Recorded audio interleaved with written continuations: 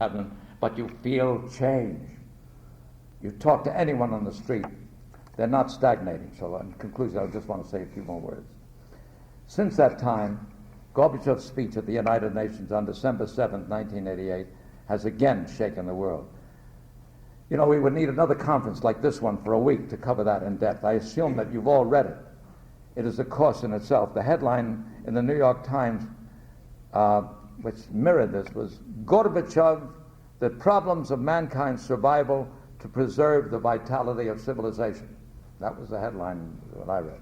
Jesse Jackson, interviewed in the Soviet Union, said the speech represented a watershed in international affairs. The nuclear arms race has far too long represented an enormous drain of funds and resources. Gorbachev's speech holds out great hope and prospects for humankind.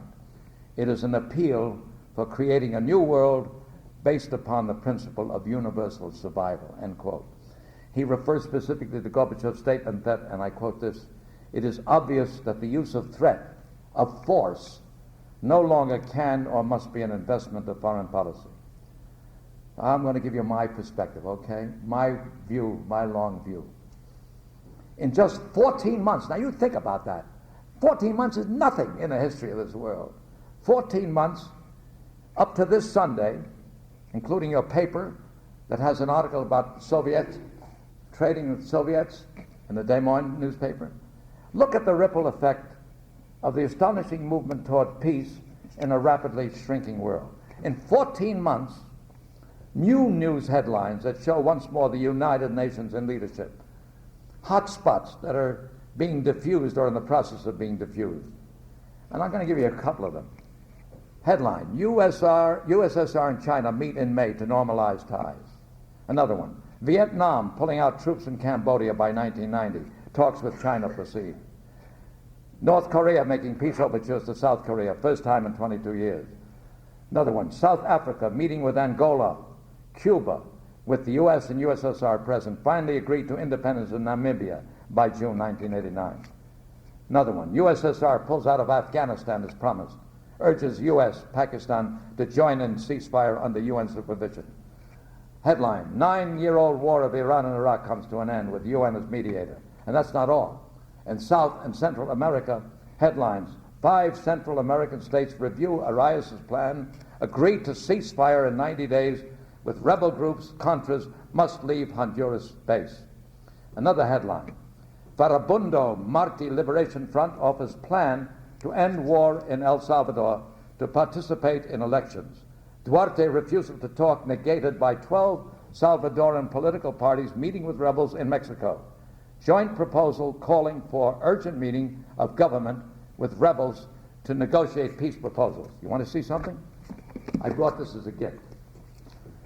This is an interview from El Salvador on the 3rd of December, Commander Ferman Cienfuegos, Farabundo Marti Liberation Front, FMLN. I narrated an introduction to this. It is a video letter.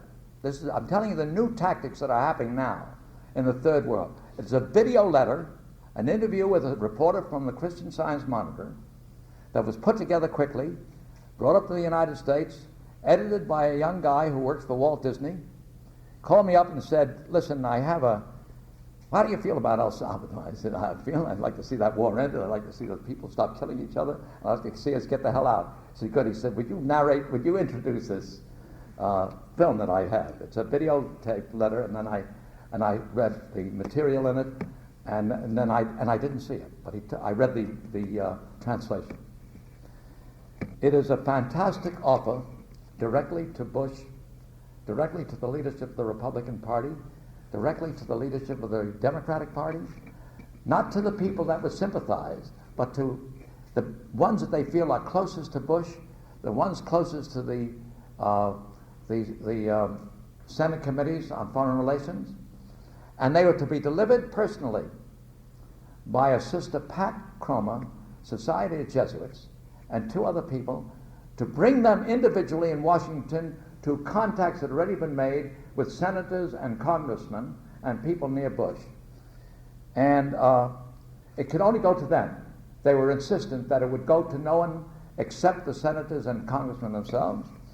At the same time, do you remember that headline I just read to you, that the FMLN had made a proposal to end the war in El Salvador, to sit down and talk and forget about the fact they only want to be in the elections. They will drop all other things. They want to end the war that has killed 70,000 Salvadorans and has cost the United States $3 billion. And they said, look, we know we are in control. Duarte has no control. We really can go as we want. We don't want the war to continue any longer. We feel that we must sit down and talk. We must have peace in El Salvador. It was a letter, and it was signed by Cienfuegos. So I brought you this. I've offered as a gift to the society and to my friend here, and he made copies of it. So you have a copy of this letter, and believe me, it is fascinating. It is like you're part of history to see what happened. And they combined it. They went down to Washington with this at the same time, the day before, the report came from El Salvador that the FMLN had made overtures to peace. So it was timed like a machine. They came in from one end, and Pat Tromer and her friends brought these 30 of them down to Washington.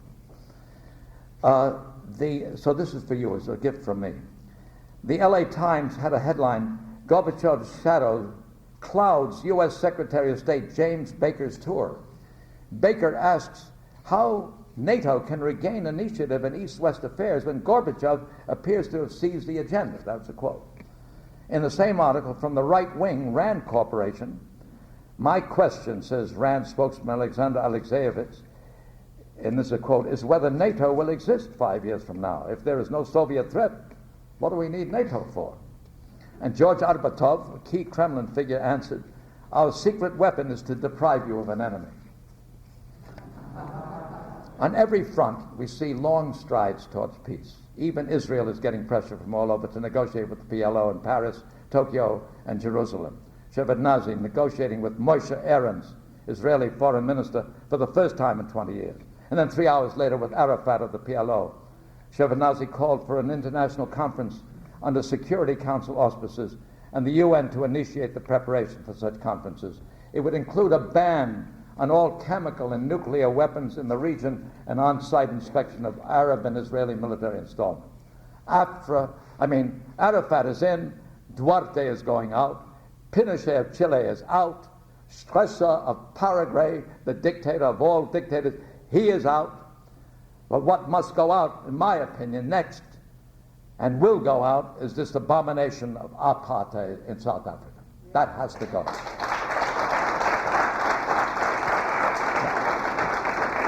That is a must for peace in the African continent. So in conclusion, may I end my long address, and I apologize to you, with a final paragraph from Gorby's UN speech. He said, I hope our cooperative effort to end the era of wars, confrontations, regional conflicts, aggression against nature, the terror of hunger and poverty, and political terrorism, that all this will justify our aspiration. This is our common goal, and we will be able to achieve it if only we can work together. Well, I agree. I am an optimist, as I told you. I feel we're moving swiftly in the correct direction. I don't look at all this through rose-colored glasses. It will not be easy in the Soviet Union or in the world, but I join with you here and with other brothers and sisters to fight for the elimination of all nuclear weapons with our minds, our body, and our voices united. Thank you.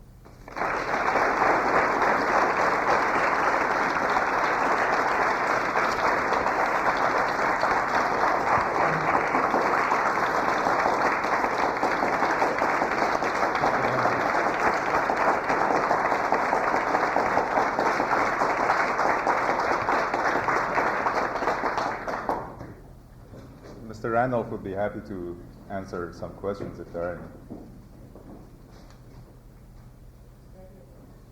I find this all very exciting. I would like further explanation of your one quote that socialism reached its true democratic potential.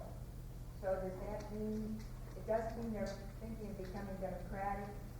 No, I'm sure what he meant was the so-called real democracy and socialism means that there is an honest discussion, open discussion of the group, and that when that happens, then you can make the next step forward. But if nobody can talk honestly and openly, there can be no progress. That's what he meant. I don't think he meant that we're going to be that. They don't want to give up. They don't want capitalism. They just would like to have socialism work the way they felt the potential exists in it. Incidentally, I'm deaf in one ear, so I may have an interpreter speak for me. Or somebody answer the question. Speak up if you want to ask a question. Anybody else? You mean it was that good a speech? It really was. Really, it was the hardest work I've ever done. I want to tell you, in the middle of my own theater group was falling down and disappearing, and with the Mary Tyler Moore show, they finally tell us that we're not going to continue anymore, and with our union is negotiating, is beginning to work out the wages and working platform. We're going to negotiate, and I'm on that committee. With all of that, I chose this topic to work on. I found I was back in college. The structure to read. I mean, I thought I was going mad, but it was exciting because I got a better picture of what was going on, a more positive picture than anybody can get until you see it all together. Those headlines are all true. So I realized that for myself, it was very important to get that kind of perspective and not be bogged down. And if something doesn't work, so what? They're moving in one direction. You can see the movement. It's like the newspapers are exploding all the time. Now, if the newspaper doesn't agree with you, even the ones that don't agree with you have to report these incidents. They have to report that they're sitting down together. They have to report where Shevardnadze goes. They have to report what happens to James Baker when he don't know how to handle it. They have to report that Bush said, I think Shevardnadze coming to China is a good idea. I mean, you have to read carefully. I'll tell you something, as a newspaper reporter for the New York Post a long, long time ago, I learned how to read a paper. You have to learn how to read between the lines. Don't think everything they tell you is not true. A lot of times it's distorted by the rewrite people, so that you never have an idea. But I try to read as many different sides as I can. And I tell you, it was a joy for me. Strangely enough, I hate to see that bunch of notes that I made, but it was worth it for me to put on record the way I feel. Now, there may be a lot of people disagree with me, think, oh, John, you're too optimistic. But I don't think it's a phony thing. I don't like to fool myself. I know it's going to be hard. I mean, if it doesn't work, at least the guy is out there fighting. And I have faith that the Russian people who turned back Hitler, with so-called Stalin and all the rest of the things that happened under Stalin, still the Russian people defeated the most powerful war machine in history.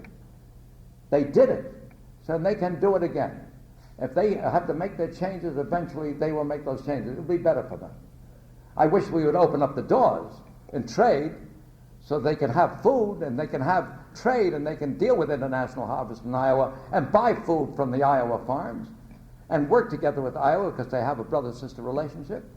I think if that happened, I think maybe you wouldn't have such fear about a depression or a recession, because you would open yourself to the greatest market there is.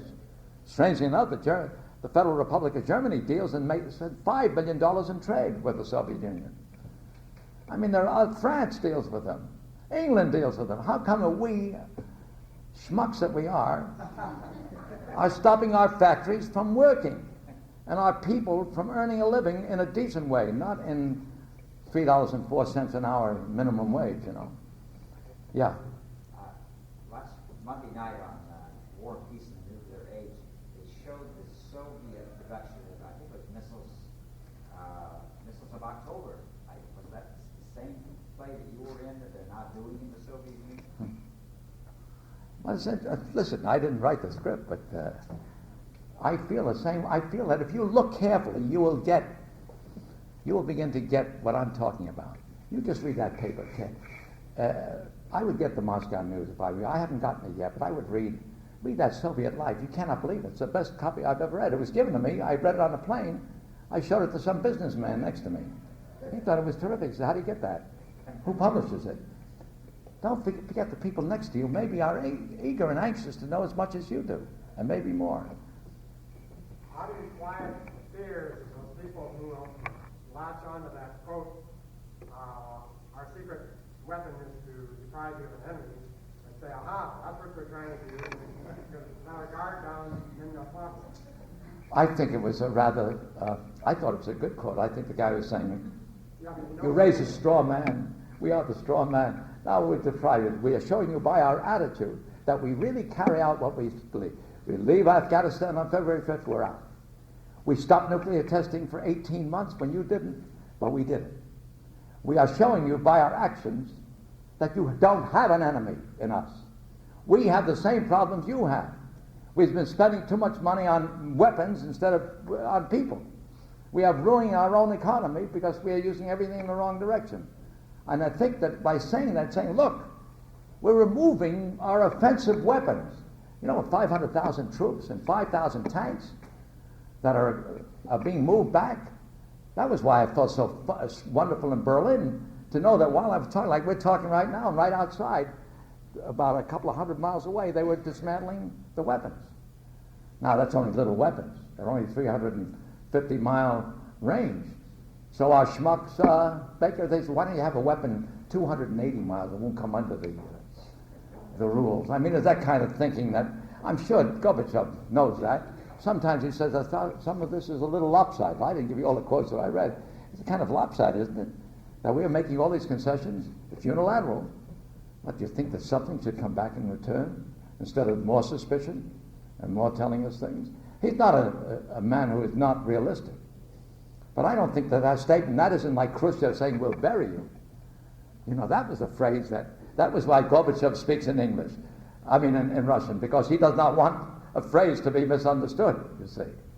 If a translator makes a mistake, that's one thing. But my feeling was that was a very wise statement.